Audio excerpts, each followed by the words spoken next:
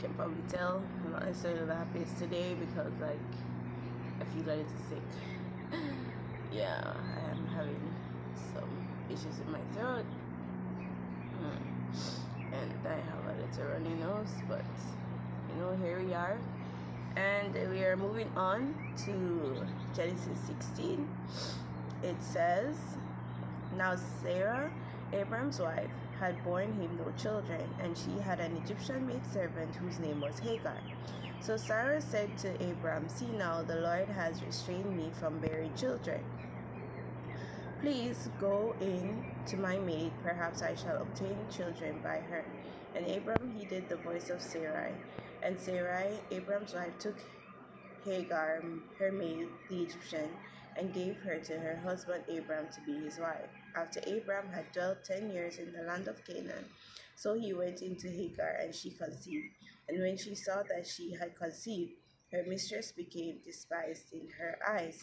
Then Sarai said to Abram, my wrong be upon you. I gave my maid into your embrace, and when she saw that she had conceived, I became despised in her eyes. The Lord judge between you and me. So Abram said to Sarai, indeed your maid is in your hand. Do to her as you please. And when Sarai dealt harshly with her, she fled her from her presence. Now the angel of the Lord found her by a spring of water in the wilderness, by the spring on the way to Shur. And he said, Hagar, Sarah's maid, where have you come from, and where are you going? She said, I am fleeing from the presence of my mistress Sarai.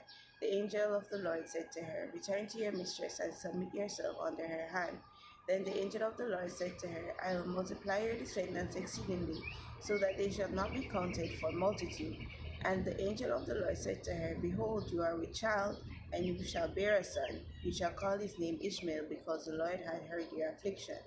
He shall be a wild man, his hand shall be against every man, and every man's hand against him, and he shall dwell in the presence of all his brethren. Then she called the name of the Lord who spoke to her, you are the God who sees. For she said, have I also here seen him who sees me? Therefore the well was called Beer Lahai Roi. Observe it is between Kadesh and Beret. So Hagar bore Abram a son, and Abram named his son, whom Hagar bore Ishmael.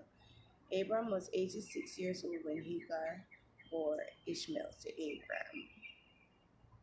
Okay, so I believe most of us, if we're Christians, are familiar with the story, and actually the lessons that come out of this story, Hagar and Ishmael.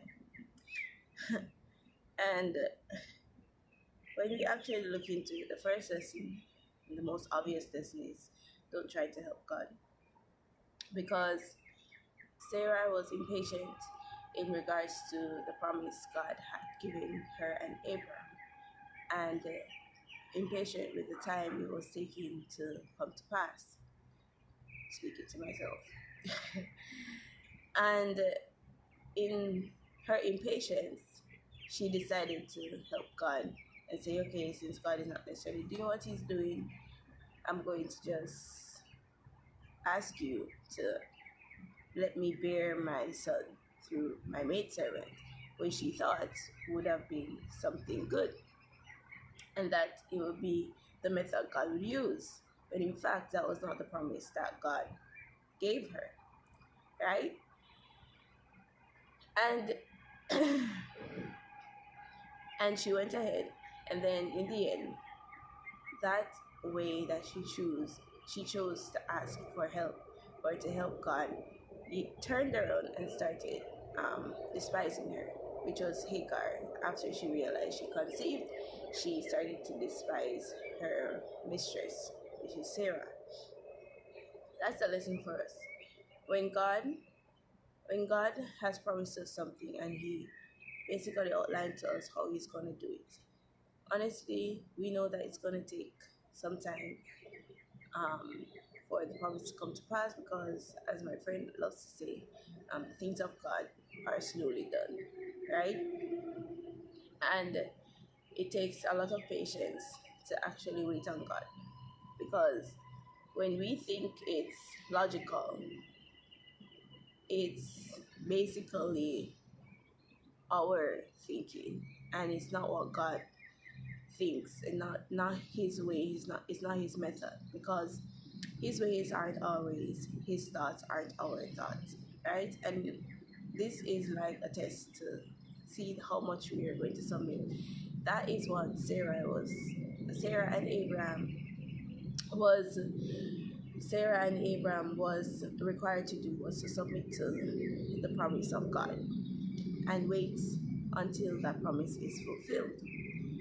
Now, the second lesson was Abraham. Once again, we see here where Adam, or the male, yielded to the request of the woman. Honestly, that is part of the reason why we have such a breakdown in relationships, especially marriage relationships. If Abraham saw this and did not consent to this, then God would have, then more than likely the promise would have been kept in God's standing, and all of this was not going to happen, because yes, Sarai was wrong in terms of trying to help God, but as the leader of the house, Abraham, and the one submitted to God, the priest, he was not supposed to yield to his wife's request, same as Adam yielding to his wife's request. He was supposed to remind her that the promise of God was not to be altered in any way. And if he said if it's going to happen this way, then then it will happen that way and no other way. And if we try in our own strength to let it happen or use another way to bring about the promise of God, then it's going to cause havoc. And that is not what we want, right? And that is not what God wants.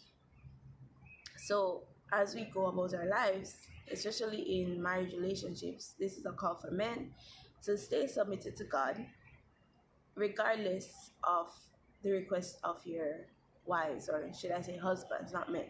Husbands, you're required by God to not commit the same fraud or sin Abraham did in this moment. You are supposed to stay submitted to God and keep on the promise. Keep with the promise and keep submitted to God, so that your wife submits to you and to God in totality. And the third lesson is regardless of, now this is about Hagar. If you've realized that you have basically messed up, or you have been wronged in a certain way, because Hagar was the person that was wronged here, right? She also committed her own sin by despising her mistress. But God is so merciful that He will bless you even in that moment. And He not only blessed Hagar, but as we know, as we'll read further on, He also still brought the promise to pass using the method that he chose initially, right? So Hagar was blessed. So if you realize that you have been in a situation, something like this, God will definitely have mercy on you, because you didn't know of what was happening or the promise that was made to God, and you were basically a tool in trying to bring about human's plan instead of God's plan. God is going to be merciful, just as how He was merciful to Hagar and Ishmael, right? He will be merciful and He will bless you. And also, He will also, regardless of what we do in our human nature to try and help God, if He said He's going to do something and use a certain method to get that promise done, or to bring that promise to pass, then for sure, regardless of what we do, it will be done the way God wants it to be done. Okay? So that is basically our lesson for this that's our lesson for this time, for this chapter, Genesis chapter 16. I hope you guys learned a lesson, or a lesson was reinforced by today's Bible study. I hope you guys have a great day and a great rest of the week. And yeah, I'll see you on Sunday for Sunday Song Spotlight. Bye, guys. Have a great day. Hey guys, I hope you guys enjoyed today's encouragement and I hope you guys are ready for the day ahead. Now do me a favor and press that like button and subscribe button if you are new so that we can get more of this positive Christian content out into the world, okay? And I'll link my daily devotional playlist right here and my Let's Talk playlist if you want to tackle some social issues, okay? So have a great day guys. Bye-bye.